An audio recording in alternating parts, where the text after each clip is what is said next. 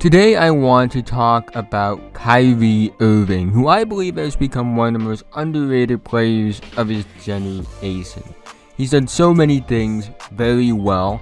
He's put up great stats, has won a championship, has had individual success as well. And yet people seem to disrespect him. And I do feel like, it's something that should be talked about, and I believe it's wrong. I've made videos being critical of Kyrie Irving in the past. One of my first videos I've ever made was talking about why I believe Kyrie Irving can't be a franchise player. And I made another video talking about, the same thing as well early on in the Brooklyn, Nets drama that was going on with that team. And the thing about it is that my opinion has kind of changed, rather quickly about Kyrie Irving.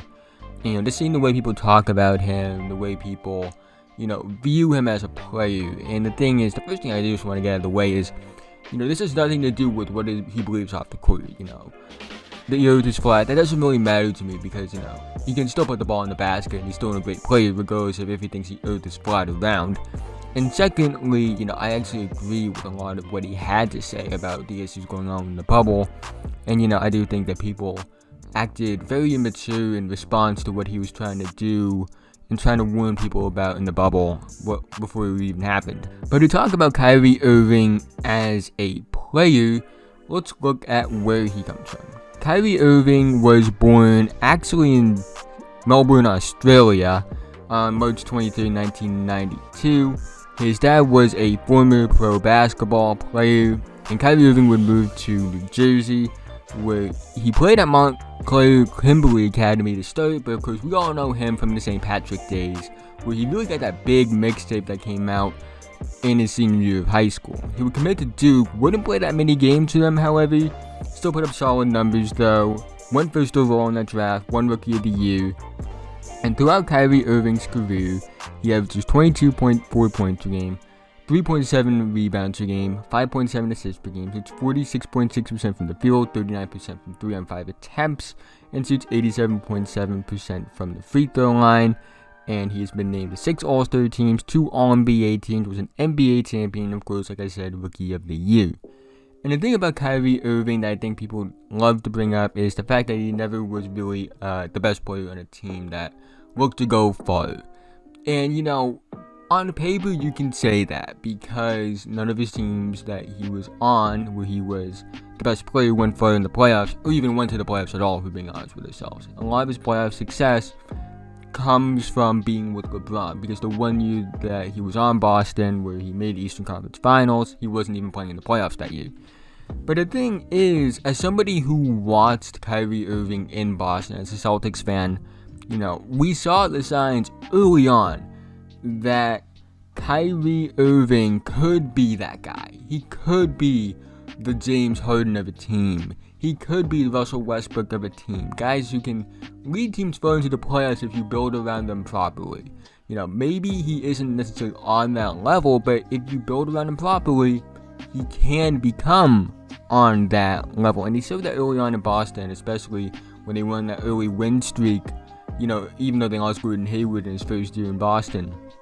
And you know what? I will be honest with you. I don't necessarily like how Kyrie Irving handled leaving Boston. I don't like how he kind of said that he was going to stay and then, didn't end up staying. But at the end of the day, it doesn't change the fact that he's still one of my favorite players in the NBA and one of the most fun players to watch. I don't think that we should be using things that happened to him off the court, not like allegations of anything serious, but, his beliefs, that he thinks the earth is flat, things like that, how he handled that situation in Boston. We shouldn't be using that against him as a basketball player to say things that, quite honestly, I don't think are true about him. Is he a player that has been the best player on a series contender? No. Has he been put in the situations to be that player? Yes and no. Yes, in the fact that he was on Boston and they had Tatum, they had Brown, things like that. And we saw that between those three, it actually could work. But the thing is, injuries got in the way. So that's why I say no in that regard. Injuries and, just not having a good team around him in Cleveland have held him back from being the player that he was expected to be when they drafted him first overall. And I do think that he can be that guy. Again, not only is he entertaining, but he's really good. He's efficient. He's a good passer, which he doesn't get enough credit for, in my opinion, either. And, you know, there's just so many things that he does well. And even if he wasn't this great player on a contender, and he wasn't this, you know, guy that I believe could be the best player in a contender, he's still a very high-end number 2, which is nothing to be ashamed of, especially considering how good he was with LeBron. Because the thing is, he was perfect for LeBron. He's, out of all his LeBron's teammates, I feel like Kyrie Irving fit the best with LeBron. He produced at a high level his entire time playing next to LeBron, and quite honestly, Kyrie Irving has produced at a high level even after he left Cleveland, because when you look at it, Kyrie Irving is averaging 24 to 27 points per game since leaving Cleveland. And he does that in under 33 minutes a night. He does it per 36 over the past 3 years. Kyrie Irving averages 27.1 points per game, 5 rebounds a game, almost 7 assists per game, 48.7% from the field, 40.3% from 3, 88.8% from the line. Mind you, he's doing these numbers without getting to the line a lot, which is really impressive when you really think about it. And quite honestly, you know, when you look at his advanced numbers, look at true shooting percentage, he's really efficient.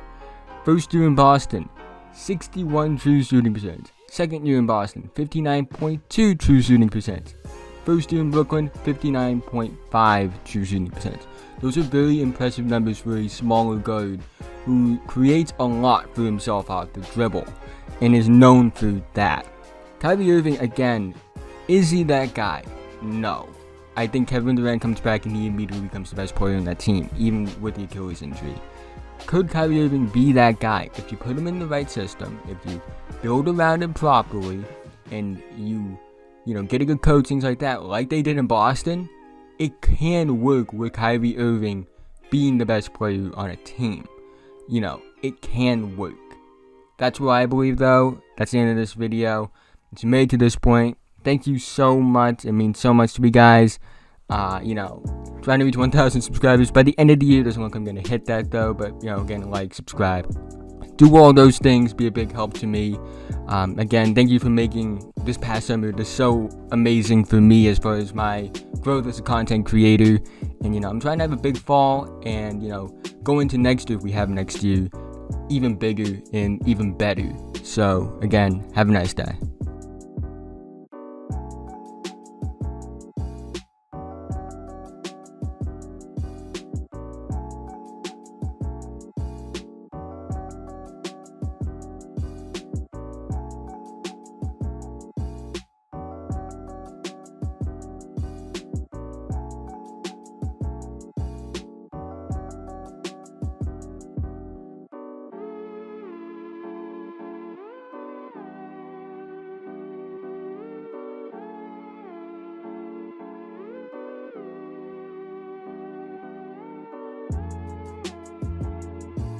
If you made it to this point in the video, thank you so much. It means so much to me, guys. You guys don't understand. But again, thank you. Like and subscribe if you're new. Feel free to leave feedback in the comment section below. And I'll see you guys in the next video.